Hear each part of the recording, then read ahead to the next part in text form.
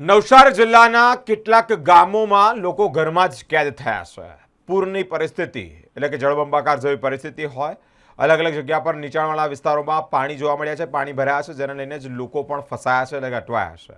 તંત્ર અનેકવાર સૂચનો પણ કર્યા, સૂચનો કરતાની સાથે જ સાવચેતીના ભાગ સ્વરૂપે ગ્રામજનો પોતાના ઘરમાં જ કેદ થયા છે।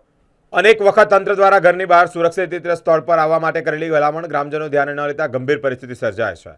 ગ્રામજનો પોતાનો જીવ જોખમમાં મૂકીને અનાજ, ઢોર અને સરસામાન સાચવવા માટે પૂરની સ્થિતિમાં પણ જોખમી રૂપ રીતે ઘરમાં જ રહ્યા છે। ગણદેવી તાલુકામાં આવેલા દમડાછા ગામમાં મેડિકલ ઇમરજન્સીમાં ગંભીર પરિસ્થિતિમાં બેભાન અવસ્થામાં એક યુવાનને મિલિટરી દ્વારા તાત્કાલિક રેસ્ક્યુ કરવામાં આવ્યું છે।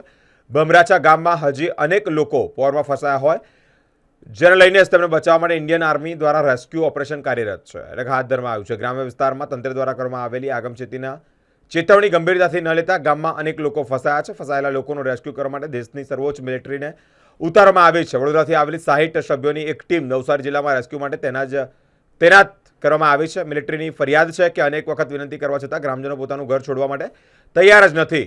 નવસારી જિલ્લાના ગણદેવી તાલુકાના ભાટ ગામમાં ઝીંગાના તળાવ પર ફસાયેલા 30થી વધુ લોકોનું એરલિફ્ટ કરી રેસ્ક્યુ કરાયું છે। ગઈકાલે અંબિકા નદીના પાણી વધી જવાના કારણે 30થી વધુ લોકો ઝીંગા તળાવ સાઈડ પર ફસાયા છે। વિડીયો વાયરલ કરી મદદની ગુહાર લગાવ્યા બાદ આજે વહીવટીતંત્ર દ્વારા તમામનું રેસ્ક્યુ કરવામાં આવ્યું છે। જયંતિભાઈ મગનભાઈ પટેલ। કેવી પરિસ્થિતિ છે? પરિસ્થિતિ તો અત્યારે હાલમાં ખરાબ જ છે, કેમ કે એ પોઝિશન એવી છે કે ત્યાં ખાવા પીવાથી માંડીને બધી જ તકલીફ છે।